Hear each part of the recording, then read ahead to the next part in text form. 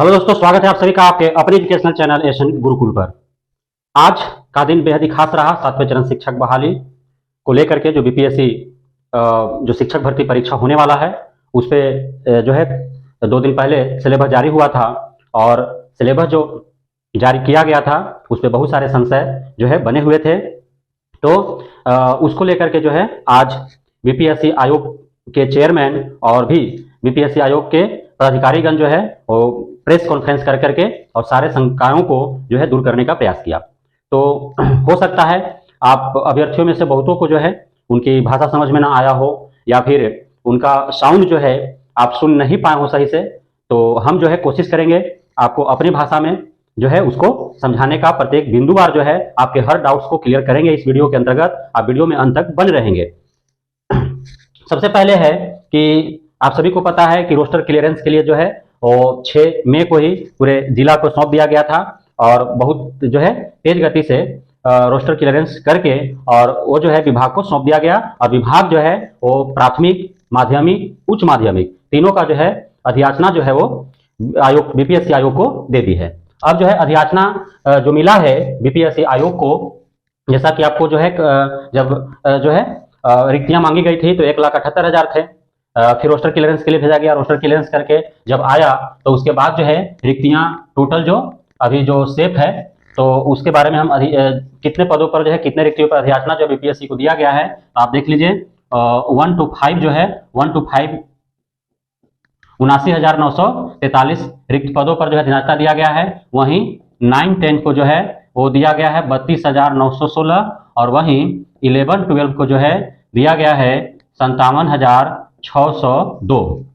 लेकिन इसमें यदि 9-10 का आप बात करेंगे तो 9-10 में जो है बहुत सारे विषयों का जिस पर रिक्तियां जो है भेजी गई है अधियाचना बीपीएससी आयोग को उसका एस्टेट नहीं हुआ है तो उसके कैंडिडेट नहीं है, इसलिए वो आवेदन जाएगा ही नहीं। तो इसमें भी और जो है रिक्तियां आप घटा लीजिए। यहाँ पे जो है आपको 85,000 जो है वो बोला गया था जब रिक्तियां मांगी गई थी जिलों से, तो उसमें जो है 85,000 रिक्तियां थी। लेकिन यहाँ फाइनली जो है वो आयोग के पास अधियाचना 79,943 पदों के लिए गया है। 9-10 में जो है आपको दिख रहा है इतना, लेकिन इतना वास्तव में है नहीं। इतने इसलिए कि बहुत सारे विषयों की जो रिक्तियां गई है आयोग के पास, अधियाचना जो गई है उसके लिए जो है कैंडिडेट्स जो है ही नहीं, उस पर आवेदन जाएगा ही नहीं। तो ये हो गई अधियाचना की बात। वही जो है प्रथम से यानी कक्षा 1 to 5 के लिए आप उर्दू में यदि देखेंगे तो उर्दू 12,729 रिक्ति पर और वहीं बांग्ला का यदि देखेंगे तो बांग्ला जो है 148 पदों के लिए जो है रिक्तियां भेजी गई हैं।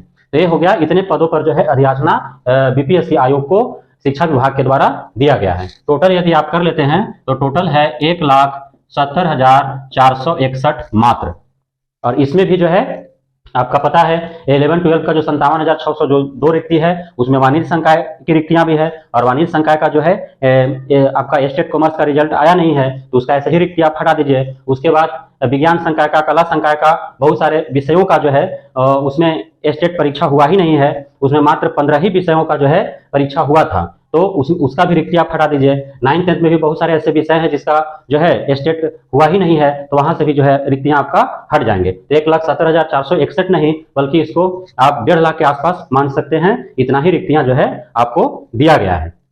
अब हम बात कर लेते हैं 6 to 8 के बारे में। तो 6 to 8 के बारे में विशेष शिक्षकों की बहाली हेतु जो है 1745 रिक्तियां की बात जो है कही जा रही थी। लेकिन आपने देखा कि न तो बीपीएससी, क्योंकि 6 to 8 में 1745 यदि रिक्तियां जो है उस पर बहाल करना है शिक्षकों को, विशेष शिक्षकों को, तो उसके लिए भी सिलेबस होना चाहिए, एग्जाम होना चाहिए। तो उसका जो है कोई सिलेबस नहीं आया 6 to 8 के लिए। बीपीएससी आयोग के चेयरमैन ने आज इंटरव्यू में, आज प्रेस कॉन्फ्रेंस में उन्होंने साफ कहा कि 6 to 8 के लिए उनके पास कोई अधियाचना नहीं गया है। तो आखिर चाहे विशेष शिक्षक का ही क्यों न बहाली हो तो उसमें जो है एग्जाम के आधार पर ही होना है। तो उसके लिए अधियाचना जो है आयोग के पास गया ही नहीं है तो उसका सिलेबस भी नहीं आया है। तो 1745 रिक्तियों का क्या हुआ वो शिक्षा विभाग ही जानेगी।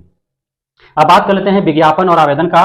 तो विज्ञापन का जहां तक सवाल है तो विज्ञापन आपका जो है 3 दिन, 2 से 3 दिन कहा गया है चेयरमैन साहब के द्वारा कि विज्ञापन आपको 2 से 3 दिनों में देखने को मिलेगा। कितने दिनों में? 2 से 3 डेज में है आपको, 2 to 3 डेज जो है आपको मिल जाएगा नोटिफिकेशन और शुरू हो जाएंगे आवेदन।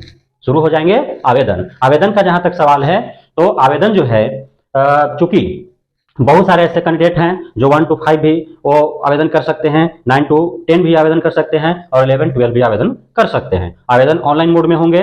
आवेदन शुल्क के बारे में भी नहीं बताया गया है कि आवेदन शुल्क कितने लिए जाएंगे। नहीं, शुल्क तो आवेदन शुल्क तो लिए ही जाएंगे, लेकिन कितने लिए जाएंगे इस पे बात अभी नहीं आई है। लेकिन आवेदन करने का डेट जो है 2-3 दिनों में हो सकता है कि शुरू हो, विज्ञापन आ जाएगा, नोटिफिकेशन आएगा, उसके बाद जो है आवेदन उसी के साथ आवेदन करने का भी जो है डेट आपको निकल जाएगा। 1 महीना आवेदन के लिए टाइम दिया जाएगा। तो आवेदन जो है यदि यदि वन कैंडिडेट 1 to 5, 9, 10 और 11, 12 यदि तीनों के लिए एलिजिबल है और तीनों में यदि वे आवेदन करना चाहते हैं तो उनके लिए भी अलग अलग आवेदन नहीं होंगे, एक ही आवेदन में वो तीनों का आवेदन कर लेंगे।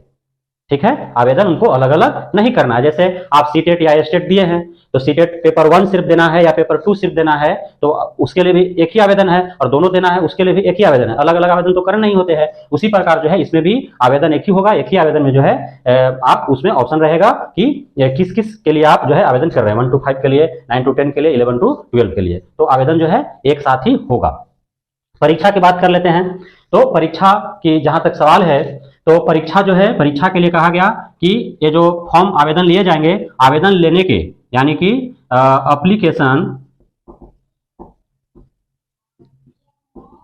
एप्लीकेशन के 90 डेज के बाद, आफ्टर 90 डेज है ना, एप्लीकेशन जो लिए जाएंगे, आवेदन जो लिए जाएंगे उसके 90 दिन के बाद जो है एग्जाम होंगे। 90 दिन के बाद कभी भी एग्जाम हो सकते हैं। उसका डेट जो है ये अगस्त से दिसंबर तक बताया गया। ऐसे अगस्त में जो है बीपीएससी चेयरमैन साहब ने बोला कि अगस्त में एग्जाम होंगे, लेकिन अगस्त से दिसंबर में कभी भी एग्जाम हो सकते हैं। अगस्त से पहले आपको एग्जाम नहीं होंगे। तो ये आपका हो गया परीक्षा को लेकर के, नोटिस की परीक्षा कब होंगे। उसके साथ साथ अब है कि परीक्षा जो होगा वो ऑब्जेक्टिव टाइप्स के होंगे।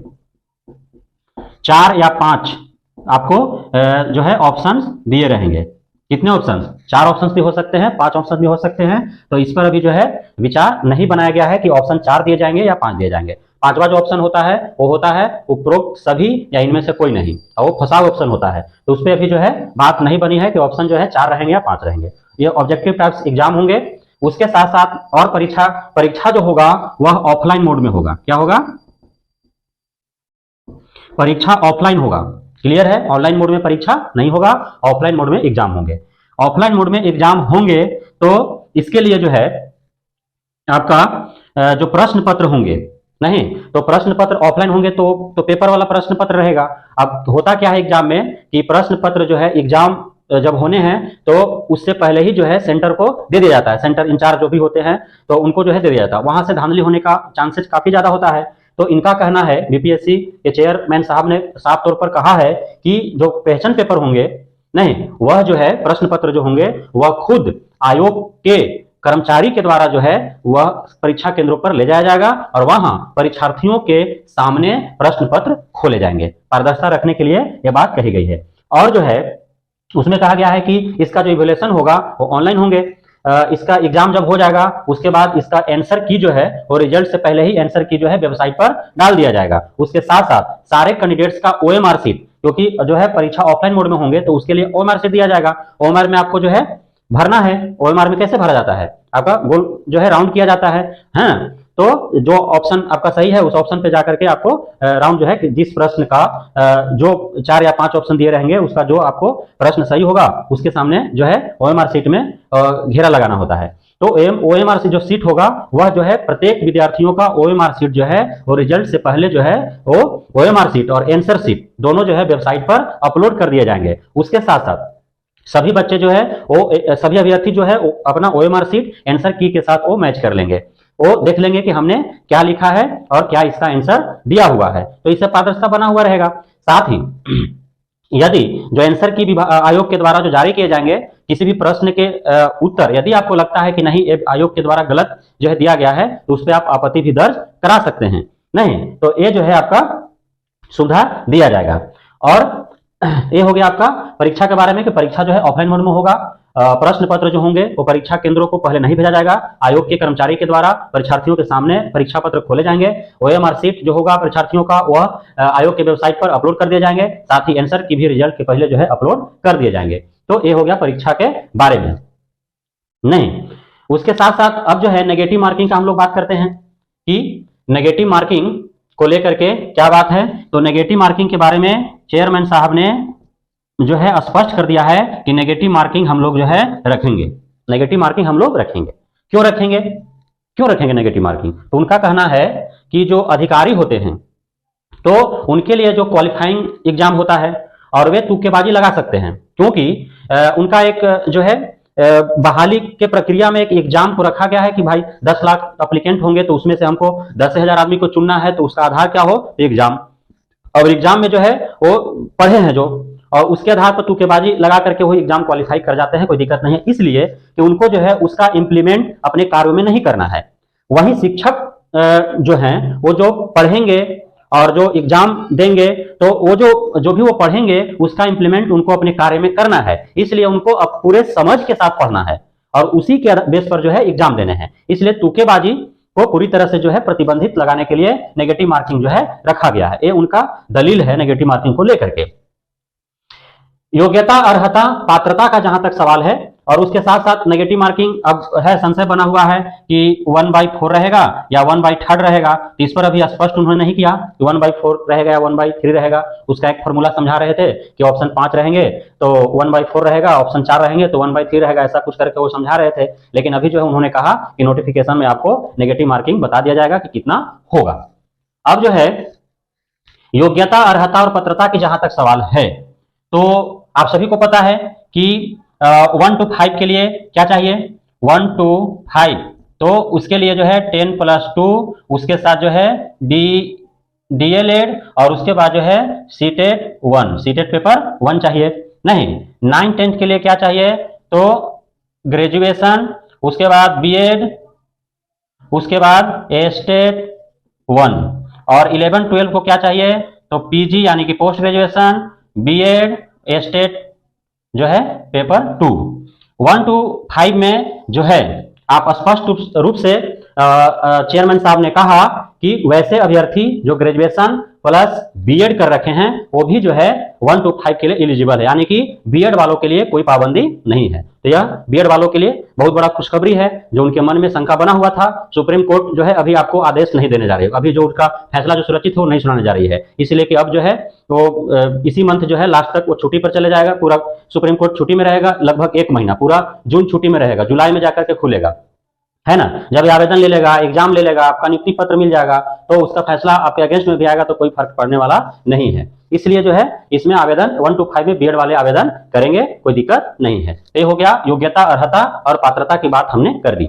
और अब जो है महिला आरक्षण का जहां तक सवाल है, तो महिला आरक्षण के लिए उन्होंने बोला कि 1 to 5 जो होगा वह 50% महिलाओं को रिक्तियां दी गई है। 1 to 5 में कितना, 50%, और 9 to 12 जो है उसमें लगभग जो है 35% रखा गया है। महिला आरक्षण की जहां तक सवाल है, तो जो सरकार के द्वारा निर्देश जो आयोग को दिया गया है 1 to 5 में 50% और 9 to 12 जो है वो 35% जो है उनको आरक्षण दिया गया है। पेपर 1 के बारे में अब हम लोग जो है विस्तार से जानेंगे कि पेपर 1 के बारे में बहुत सारे डाउट्स हैं। तो आपको जो है हमने बताया था कि पेपर 1 जो होगा, यहां समझ लेते हैं पेपर 1। तो पेपर 1 का 2 खंड होगा, एक में होगा इंग्लिश और दूसरा में होगा हिंदी, उर्दू, बांग्ला में से कोई एक विषय। इंग्लिश जो होगा वो 25 नंबर का होगा, हिंदी, उर्दू, बांग्ला में से कोई एक जो है वो 75 नंबर का होगा। जिस भी आप भाषा को चुनते हैं, इंग्लिश तो अनिवार्य है, इंग्लिश जो है वो सभी के लिए अनिवार्य है, वो 25 अंक का इंग्लिश आपको पढ़ना है हर हाल में। और हिंदी, उर्दू, बांग्ला में से जो है कोई एक विषय आपको चुनना है, कोई एक भाषा चुनना है, और जो आप भाषा चुनेंगे उससे आपको 75 नंबर का जो है पूछा जाएगा, 75 अंक का पूछा जाएगा। और जो 30% का जहां तक सवाल है, तो 25 + 75 = 100 में जो है इसमें जो है आपको 30% यानी 30 मार्क्स लाने हैं। ऐसा नहीं है कि इंग्लिश में 30% अलग और जो है इस हिंदी, उर्दू या बांग्ला 30% अलग, ऐसा नहीं है। दोनों मिला करके ओवरऑल जो है वो 30% लाना है। इंग्लिश में आपका यदि 2 नंबर 3 नंबर भी आए और हिंदी से आप 27 नंबर 28 नंबर 30 नंबर ले आते हैं, या फिर इंग्लिश में जो है शून्य तो नहीं ही आएगा, है ना, तो शून्य तो किसी का आएगा नहीं। यदि 30 नंबर जो है आप 75 में से 30 ले आते हैं, यानी कि हिंदी, उर्दू, बांग्ला में से 30 ले आते हैं, तो भी आप क्वालिफाइंग है। ये सिर्फ जो है पेपर 1 जो है वो क्वालिफाइंग रखा गया, जो 30 नंबर आएगा और 30 नंबर जिसका आएगा वो पेपर 1 क्वालिफाई कर गया। इस 30 नंबर को, यानी कि पेपर 1 का जो भी मार्क्स आएगा, चाहे 30 आए, 35 आए, 50 आए, जो भी आए, वो आपको मेरिट में नहीं जुड़ेंगे। पेपर 1 जो है सिर्फ क्वालिफाइंग है और सभी को देना है, 1 to 12 सभी को देना है। एक बात और कि पहले से संशय था और जो है गलतफहमी में हमने भी आपको जो है बता दिया था कि पेपर 1 का जो सिलेबस है वो 1 to 5 के लिए अलग प्रश्न रहेंगे, प्रश्न पत्र होंगे, प्रश्न रहेंगे, 9 to 10 के लिए अलग होंगे, 11 12 के लिए अलग होंगे। लेकिन आज जो है स्पष्ट तौर पे चेयरमैन साहब ने कहा कि पेपर 1 जो एग्जाम होगा वह 1 to 12 के लिए एक ही प्रश्न पत्र होंगे। समझ रहे बात को? 1 to 12 के लिए पेपर 1 का एक ही प्रश्न पत्र होगा। सारे लोगों का एक साथ एग्जाम होगा, एक दिन में होगा और एक ही प्रश्न पत्र होंगे। नहीं तो इसीलिए परीक्षा जो है वो 4 दिन चलेगा। कितना दिन? परीक्षा 4 दिन होगा। एक दिन तो आपका पेपर 1 का एग्जाम टोटल 1 to 12 और नियोजित शिक्षक सबका एक साथ होगा, 1 to 12 का होगा ना। उसके बाद जो चूंकि बहुत ऐसे कैंडिडेट हैं, हमने आपको बताया कि 1 to 5 के लिए, 9 to 10 के लिए और 11 to 12 तीनों के लिए एक कैंडिडेट आवेदन करेगा जो एलिजिबल होगा। नहीं, जो पोस्ट ग्रेजुएशन और बीएड कर रखा है, जो सीटेट पेपर 1 क्वालिफाइड है, स्टेट पेपर 1 क्वालिफाइड है, स्टेट पेपर 2 क्वालिफाइड है, वो तीनों के लिए एलिजिबल है।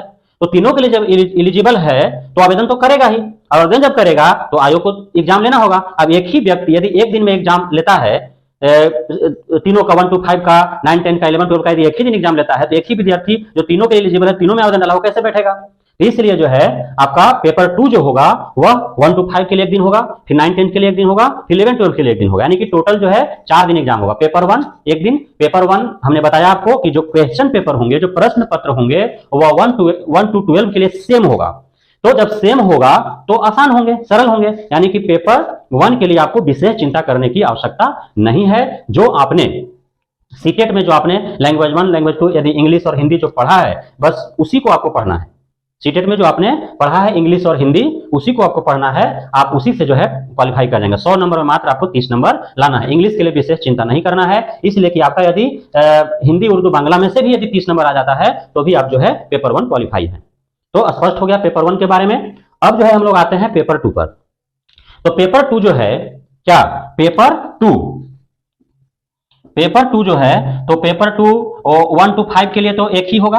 1 to 5 में अलग अलग खंड तो बांटे गए नहीं गए हैं, लेकिन 9 10 और 11 12 यानी कि 9 से 12 तक में जो है 2 खंड है। कितने खंड है? 2 खंड है। पहला खंड जो होगा 100 नंबर का और द्वितीय खंड जो होगा 50 नंबर का। पहला खंड जो होगा वह सब्जेक्ट से होगा, यानी कि विषय से होगा, और दूसरा खंड जो होगा वह समान अध्ययन से होगा। क्या होगा? समान अध्ययन से। अब देखिए इसमें क्या कहा गया है कि समान अध्ययन की जहां तक सवाल है तो इस बहुत ज्यादा कठिन नहीं होगा। समान अध्ययन यानी खंड ख का जहां तक सवाल है तो बहुत ज्यादा कठिन नहीं होगा, वो सरल होंगे। जो जानकारी होने चाहिए आमतौर पर उसी जानकारी में से जो है पूछा जाएगा, ऐसा उन्होंने कहा है। लेकिन जो सब्जेक्ट से जो पूछे जाएंगे, विषय से जो पूछे जाएंगे, वह उनका लेवल हाई होगा। उनका साफ तौर पे कहना है कि जो आपका अर्हता यानी कि योग्यता रखा गया है, जैसे 1 to 5 के लिए क्या योग्यता रखा गया है? 1 to 5 के लिए इंटरमीडिएट, तो इंटरमीडिएट लेवल का होगा। 9 to 10 के लिए ग्रेजुएशन, तो ग्रेजुएशन लेवल का होगा। और 11 12 के लिए पोस्ट ग्रेजुएशन, तो पोस्ट ग्रेजुएशन लेवल का होगा।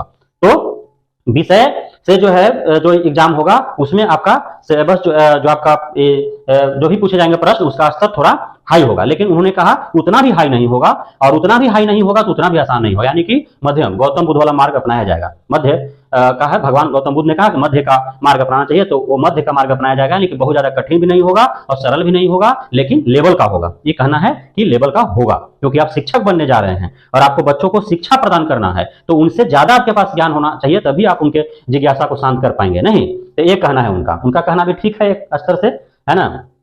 तो ये हो गया आपका पेपर 2 के बारे में कि पेपर 2 का जो है आपका सिलेबस हमने बता दिया। हाँ, सिलेबस को लेकर के उन्होंने कहा कि सिलेबस के बारे में जो बातें हो रही है कि विस्तारित नहीं बताया गया। सिर्फ बताया गया कि हाँ सामान्य गणित पढ़ना है, जनरल अवेयरनेस पढ़ना है, रीजनिंग पढ़ना है, भूगोल पढ़ना है, स्वतंत्रता संग्राम से पढ़ना है, सामाजिक विज्ञान से पढ़ना है ना।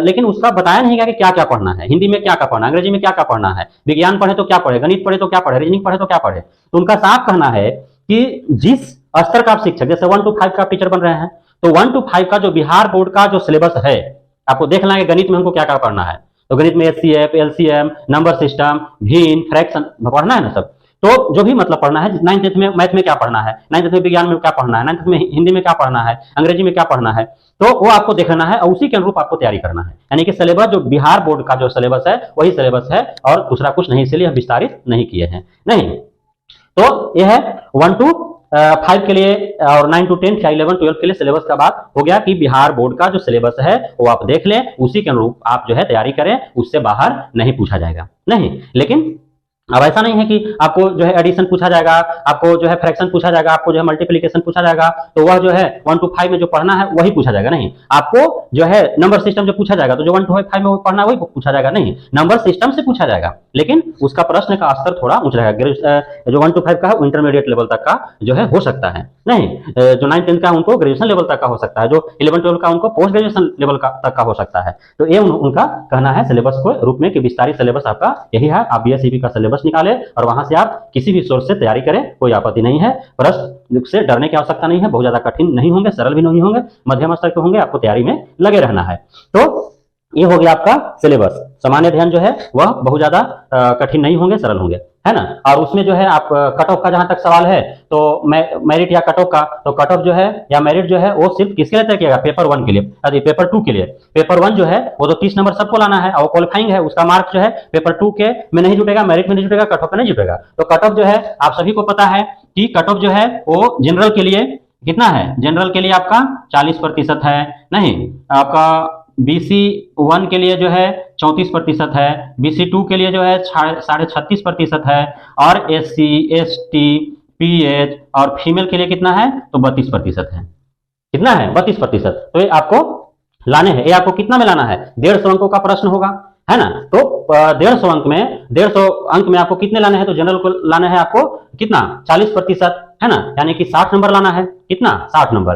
अब 60 नंबर में अब मान लीजिए कि 9 to 12 का जहां तक सवाल है, तो जिस विषय से वो ग्रेजुएशन पोस्ट ग्रेजुएशन किए हैं, जिस विषय से उन्होंने स्टेट किया है, उसी विषय से तो यहाँ भी प्रश्न होंगे। तो उस विषय पर उनको तो पकड़ होना ही चाहिए, क्योंकि स्टेट उन्होंने क्वालिफाई किया है, ग्रेजुएशन किया है, पोस्ट ग्रेजुएशन किया है, तो उनका पकड़ है। सामान्य अध्ययन के बारे में चेयरमैन साहब ने कही दिया कि बहुत ज्यादा कठिन नहीं होंगे, सरल होंगे। नहीं, तो दोनों मिला करके जो है 150 में 60 नंबर जनरल को लाना है, 150 में BC 1 को कितना लाना है? तो 150 में BC 1 को लाना है 15 45 51 कितना? 51 नंबर। और जो BC 2 है उनको लाना है 15 45 15 6 90 45 और 9 कितना हो गया? 54.75, यानी कि 55 नंबर BC 2 को लाना है। और SC ST PH फीमेल को 32% लाना है, इनको 48 नंबर लाना है 150 में। तो अभी समय है, तैयारी जोर शोर से कीजिए। तैयारी यदि मन से किया जाए तो कुछ भी संभव है, हो सकता है, कोई दिक्कत नहीं है। तो ये हो गया मेरिट और कट ऑफ का सवाल। कट ऑफ में आप पूरी तरह से समझ जाइए कि पेपर 1 का जो मार्क्स है वो आपको कट ऑफ में नहीं जुटेंगे, मेरिट में नहीं जुटेंगे। कट ऑफ जो है जनरल को 40% यानी कि 60 नंबर, BC 1 को 34% यानी कि 51 नंबर, BC 2 को 36.5% यानी कि आपका 54.75 नंबर यानी कि जो है 55 नंबर, और SC ST PH फीमेल को जो है 32% यानी कि 48 नंबर लाने हैं। ये हो गया आपका मेरिट और कट ऑफ का बात। उसके साथ साथ अब प्रश्न है कि चूंकि शिक्षक भर्ती हेतु परीक्षा है, तो शिक्षा शास्त्र से क्यों नहीं रखा गया सिलेबस में? तो चेयरमैन साहब का साफ कहना है कि शिक्षा शास्त्र इसलिए नहीं रखा गया कि नहीं, शिक्षा शास्त्र नहीं रखने के लिए ही जो है सीटेट और एस्टेट को जो है रखा गया है कि जो सीटेट और एस्टेट क्वालिफाई होंगे वही जो है बीपीएससी शिक्षक भर्ती परीक्षा में शामिल हो पाएंगे। आप जो है शिक्षा शास्त्र का जो परीक्षा है वो सीटेट और एस्टेट के तौर पर आपने दे दिया है, उसका ऑलरेडी आपके पास पात्रता है, तो पुनः जो है उसी को हम क्यों एग्जाम के सिलेबस में शामिल करें? हम जो है क्योंकि ये जो है एग्जाम ओरिएंटेड आपका जॉब ओरिएंटेड एग्जाम, यानी कि एक आप पास करेंगे तो आपको डायरेक्ट जॉब मिलेगा। तो इसलिए परीक्षा हो रहा है कि कैंडिडेट्स मान लीजिए कि अब 1,70,000 60,000 या 1.5 लाख, मान लीजिए कि 1.5 लाख का वैकेंसी है और कैंडिडेट्स 5 लाख हैं। नहीं, कैंडिडेट्स कितने हैं? सीटेट और estate, CTET paper 1 paper 2 estate paper 1 estate paper 2 qualifying जो है वो मान लीजिए कि 4 लाख 5 लाख स्टूडेंट है। ऐसे है नहीं, उतना 4-5 लाख है नहीं, लेकिन मान लीजिए कि उतना है।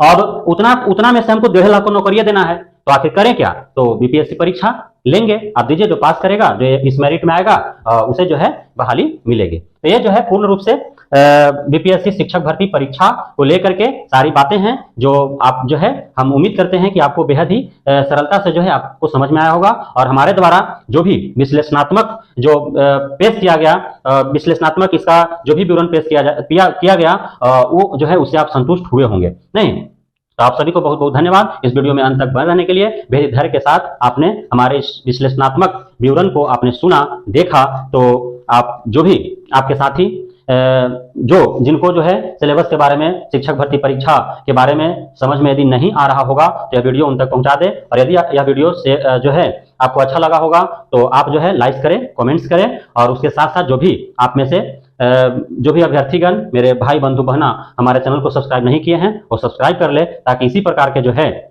सारी जानकारियां जो है आप तक बेहद ही सरल और सहज भाषा में सही और सटीक जो है वो पहुंचता रहे। बहुत बहुत धन्यवाद।